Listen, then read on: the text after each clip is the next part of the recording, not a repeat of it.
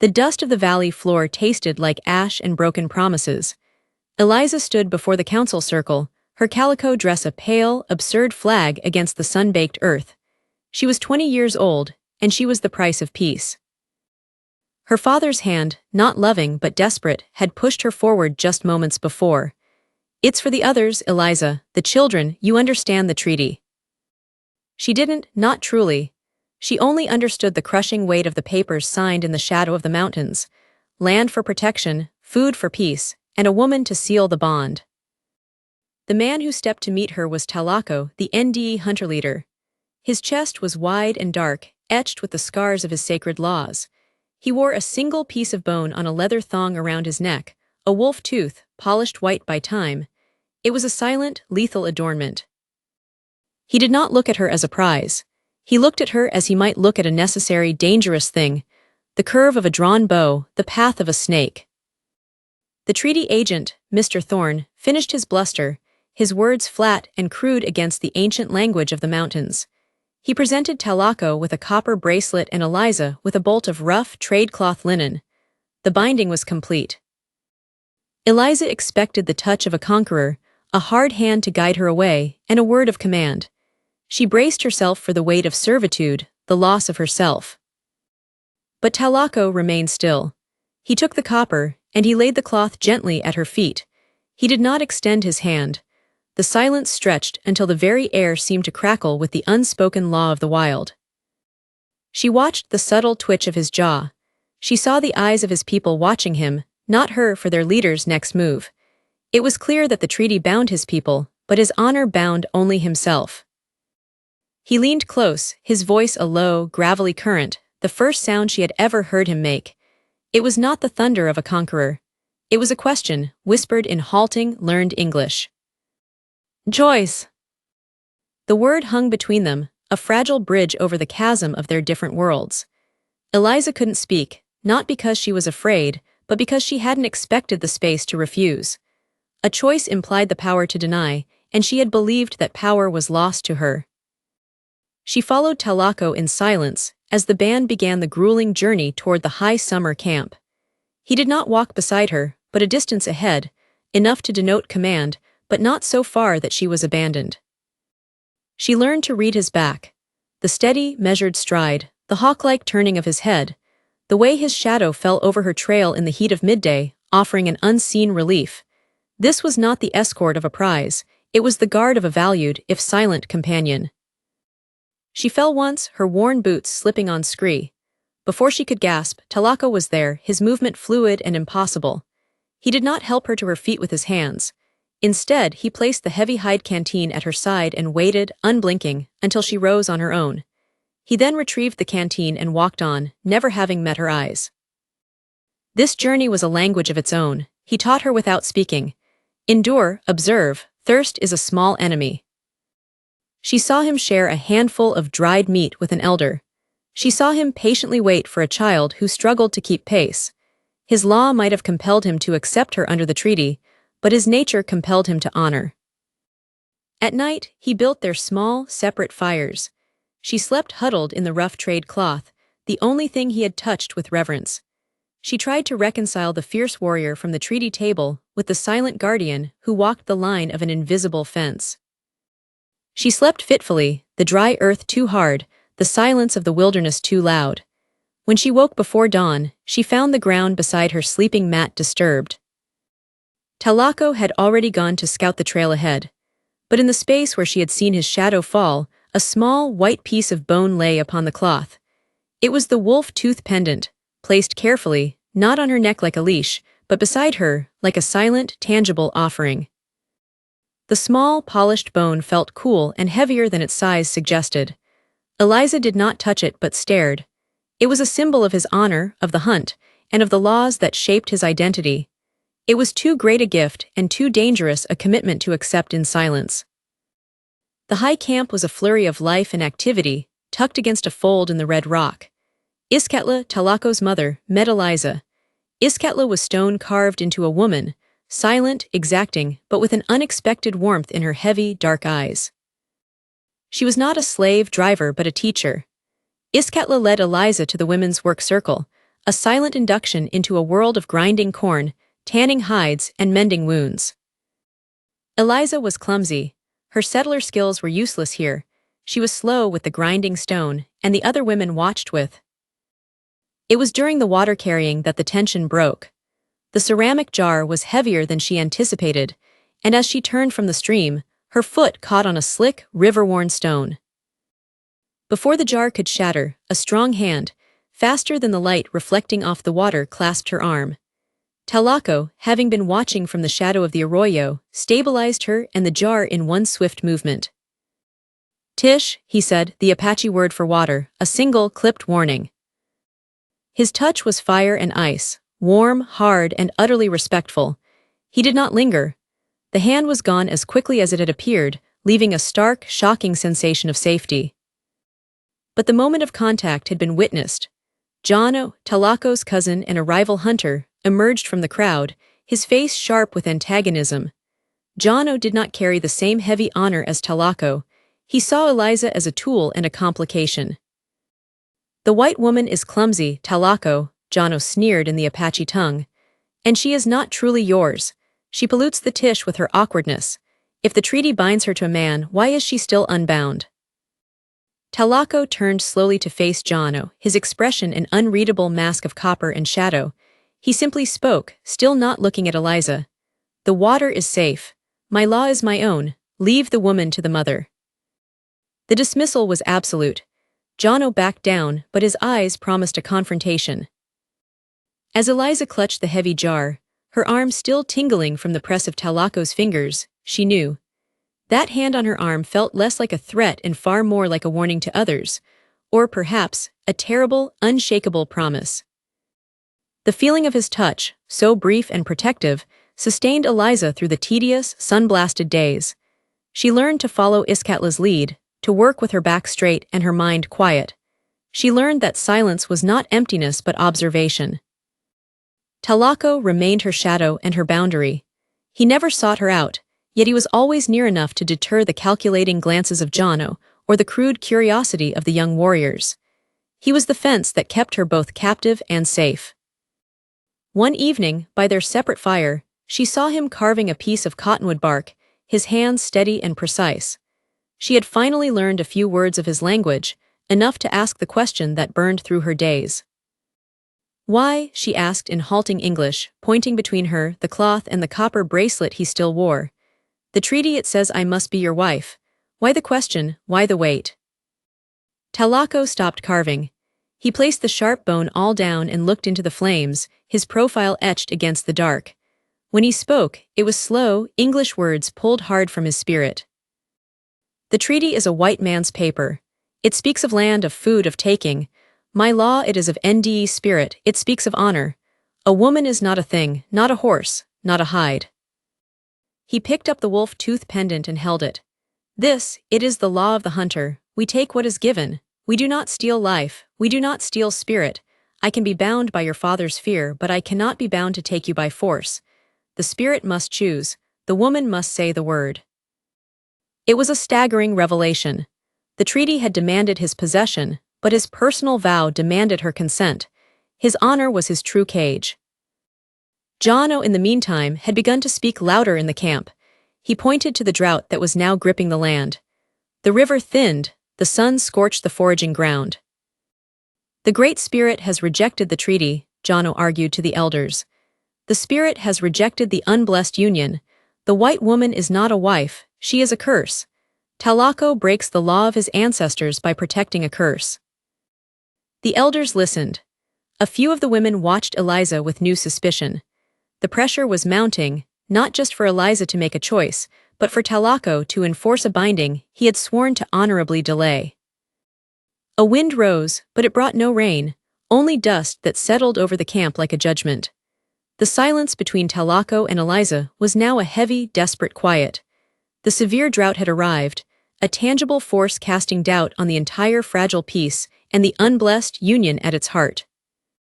The drought became a living thing, a hungry beast gnawing at the edges of the NDE camp. Every dry day increased Jono's influence and pushed Talaco closer to a painful choice between his people's immediate needs and his own profound vow. Eliza began to understand. If she refused him, she broke the treaty, risking war and the slaughter of her own people. If she consented, she relieved the pressure but surrendered herself to a political act, not love. Talaco had given her the power and the terrifying responsibility to determine fate. The quiet tension broke with the sudden arrival of Mr. Thorne, the treaty agent. He rode into the camp with a small, armed escort, his face red and his manner demanding. "I'm here to inspect the terms," Thorne announced to Talaco, ignoring the Apache language completely. "Specifically, your compliance regarding the white woman. The settlement is not sending its yearly grain until the terms are satisfied." He found Eliza working near the grinding stones. He looked at her not as a person, but as a signature on a document. "Well, Eliza," he said loudly, his voice thick with crude implication. "Look at you, still in that drab cloth. Has the savage finally made you compliant, or must I call in the fort to remind him of the stakes? The treaty demands a wife, not a ward." Eliza's throat seized. Thorne's presence, his entitled cruelty, was a violation far greater than anything Talaco had ever imposed. Before she could form a panicked defense, Talaco stepped forward, his body shielding Eliza completely from Thorne's gaze. His hand did not touch her, but the air around them became charged, a visible wall. Talaco spoke in slow, perfect English, his voice low and dangerous, his focus solely on the treaty agent. "The NDE do not take the wife by force. The NDE do not share the wife with strangers. She is under my protection. You will not speak to her again without my presence. You are a guest in this place, be silent." Thorne paled slightly, recognizing the steel beneath the hunter's calm. "You dare threaten a government agent, Talaco. If the terms of the treaty are not fulfilled, and I mean fully, within 3 sunrises, I will break the treaty. I will declare this an act of hostility. You'll have soldiers here before the week is out." The threat hung in the hot, dry air. Thorne rode out, leaving behind a poisoned silence. Talaco stood there for a long moment, his broad back a testament to his unbreakable, complicated code. Eliza knew he had risked everything, peace, land, and his people's security, to defend her honor. He did not look back at her as he walked away, but his warning was clear: 3 sunrises. The question must be answered. Her choice was now a trigger for war. The stakes were clear: her choice or war. But the immediate, desperate need for water pushed the decision aside. The scouting parties had returned with grim news. The nearest reliable spring was 2 days' ride away. Talaco, compelled by his role as provider, had to lead the hunters out. The drought was a more immediate enemy than Thorne's threat. Before he left, he placed the copper bracelet, the symbol of their forced bond, on Iskatla's wrist. It was a silent, desperate pledge: "Guard my honor and the woman who holds my people's fate." "You will be safe," he said to Eliza, his eyes meeting hers for the briefest moment, the depth of his unspoken fear visible in the dark pools. As soon as the hunters' dust settled on the horizon, Jono made his move. He didn't come to steal or violate, he came to enforce what he believed was the true, forgotten sacred law. He gathered a small group of warriors and stood before Iskatla's lodge. The leader is gone, the spirit is angry, the white woman is unclaimed. The law states that what is not claimed by the hunter becomes the possession of the camp, to serve the good of the people. Her presence brings the curse. Iskatla stood firm, the copper bracelet a fiery challenge on her weathered skin. She is protected by Talaco's pledge: "You will not touch her." A tense, ugly standoff ensued. Just as Iskatla prepared to fight, the air was split by the sound of gunfire. It was not the disciplined volley of the soldiers. It was the ragged, cruel sound of outlaws, men who preyed on the defenseless, using the chaos of the frontier for their own ends. The raiders struck the vulnerable camp swiftly, driven by greed and malice. The few remaining elders and women fought bravely with knives and tools, but they were overwhelmed. In the confusion, 2 raiders seized Eliza. She fought, kicking and tearing, but their rough hands overpowered her. She saw Iskatla fall, bleeding from a superficial wound, reaching desperately for the copper bracelet that symbolized the leader's promise. Eliza was thrown across a saddle, her head hitting the pommel. Through the swirling dust and the terrifying sounds of the raid, she only had one thought: Talaco's terrible honor was now broken, and it wasn't by her choice. The outlaws dragged her away, laughing, toward the dusty horizon. She was captured, completely lost, and the only man who had ever truly respected her agency was now 2 days' ride in the opposite direction. Talaco and the hunters returned to a scene of desperate wreckage. The air still smelled of smoke and fear. The drought had claimed the land, the raiders had claimed the peace. He found Iskatla, bleeding but conscious, gripping the copper bracelet in her hand. Her first words were not of her own pain, but of the woman. She is taken, not by the fort, by outlaws, she fought. Talaco looked at the ground. He saw the broken grinding stone, the scattered corn, and the trail where the raiders had dragged Eliza. The treaty was meaningless. His honor was wounded, not because a choice had been made, but because a taking had occurred without his authority, without her consent. He knelt by the trail. This was no longer a question of marriage or politics, it was a matter of retrieval and vengeance. He did not speak. He simply stood, the wolf-tooth pendant catching the faint evening light. He motioned to his best trackers, and within moments, the hunters were mounted and gone, following the trail of the outlaws with the silent, terrible focus of a predator. Eliza, meanwhile, was riding through hell. The outlaws were crude, their handling rough, their jokes vile. They didn't see her as a price for peace, they saw her as chattel. They stopped at a deserted, dilapidated cabin late into the night. Exhausted and bruised, Eliza was thrown onto a dusty blanket. Her captors were careless, too confident in their remoteness. As one man argued with another over the fire, Eliza's eyes caught a patch of smooth, untouched dirt near the door. With a desperate effort, ignoring the pain in her limbs, she dragged herself toward it. She didn't write a word. She scratched a symbol deep into the earth with a broken piece of charred wood. It was imperfect and shaky but unmistakable, a drawing of a wolf's tooth, with a single, sharp line drawn through it. It was a sign for the only man who knew what that symbol truly meant, honor, and the unasked question. She was telling him where she was and that she was taken, not given. She realized, with a jolt that cleared her terror, that she wanted him to find her. She had been searching for an escape from his law. Now she was praying for the swift, terrible mercy of his return. She fell into a bruised, fitful sleep, the image of the stoic hunter's face, etched with his silent fear, her last clear thought. The storm hit without warning. Rain lashed the high desert, turning the trail into a dangerous, slick mess. It was the rain they had prayed for, but it now threatened to wash away the last traces of the outlaws' tracks. Talaco, driven by a furious, silent energy, pushed his men through the torrent. They found the desolate cabin, just as the last hints of the trail were dissolving into mud. He saw the tiny, scratched symbol in the dirt by the door. The wolf's tooth crossed out. Taken, not asked. The raw fury in his heart solidified into a terrible calm. The rescue was brutal and swift. Talaco entered the cabin like a dark wind, his movements economic and deadly. There was no sound of a battle, only the sharp, final sounds of justice. When he stood over her, his broad shoulders heaving, his body was a silhouette against the stormy doorway. He did not ask if she was hurt. He simply knelt and cut the rough rope that bound her wrists with a clean slice of his knife. But as he moved to turn, the largest outlaw, one who had only been stunned, made a last, desperate lunge with a hidden knife. Eliza screamed a warning. Talaco spun, not to avoid the blow, but to position himself between her and the blade. The knife caught him deep in the side, a sickening, wet sound swallowed by the rain. He did not cry out.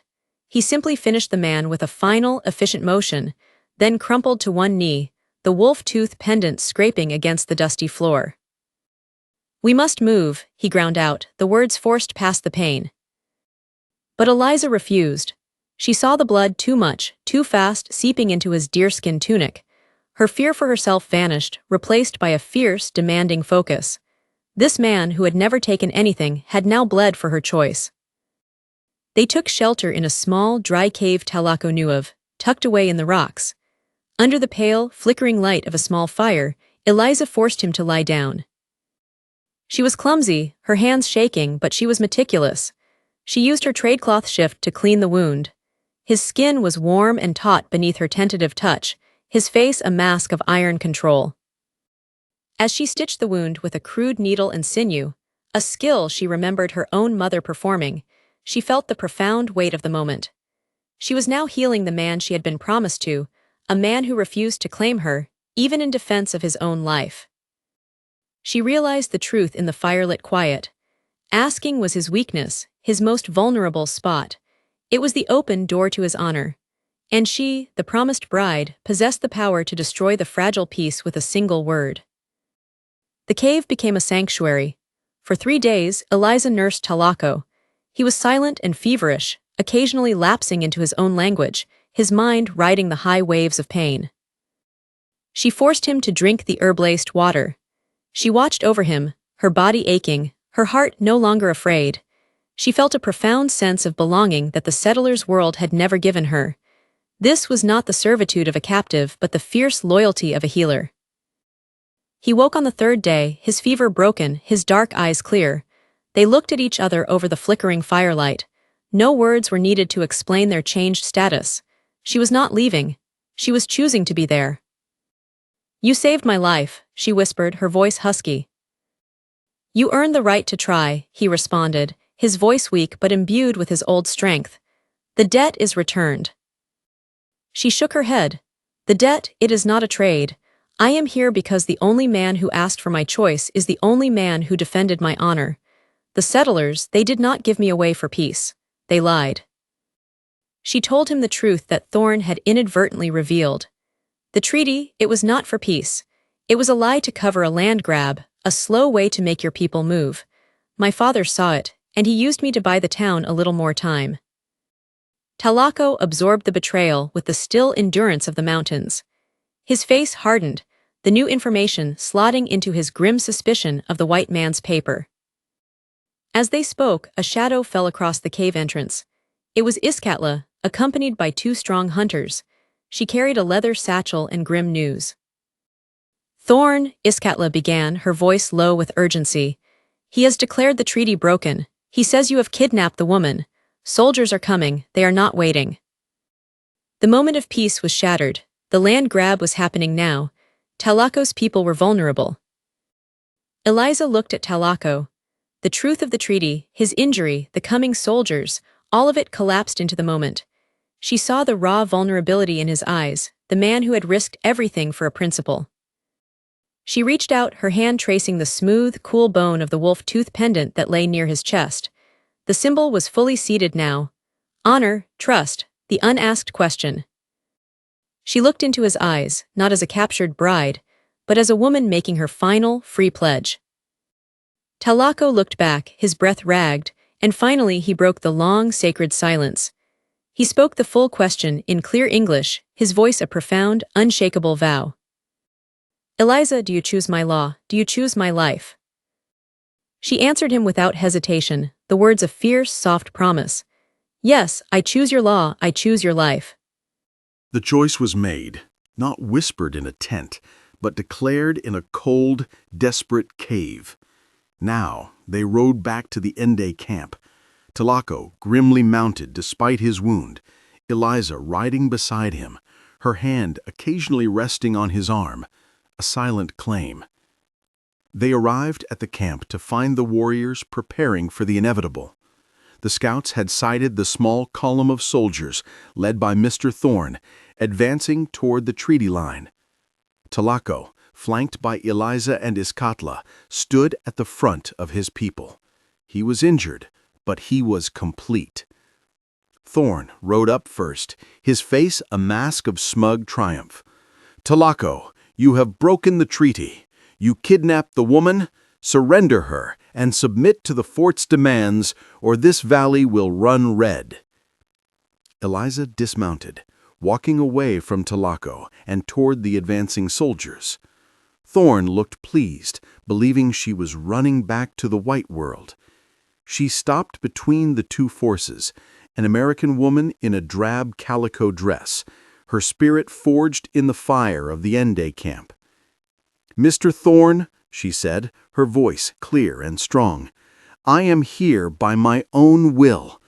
I was taken by outlaws, and I was rescued by Talako and his men who risked their lives to defend my safety and my honor." She held up her wrist and clasped the copper bracelet, which Iskatla had returned to her. The treaty required a woman. It required a bond. I am fulfilling that bond, not by force, but by consent. I have chosen my husband, and I have chosen his law. She looked directly at the stunned soldiers and the furious Thorn. The terms of the treaty are fulfilled, and I can testify that this treaty was a lie designed to conceal a land theft. Tlaco's honor is proven. Your motive is exposed. The soldiers, witnessing the dignity of the Ende leader, the visibility of his wound, and the clear public choice of the woman they were sent to rescue, hesitated.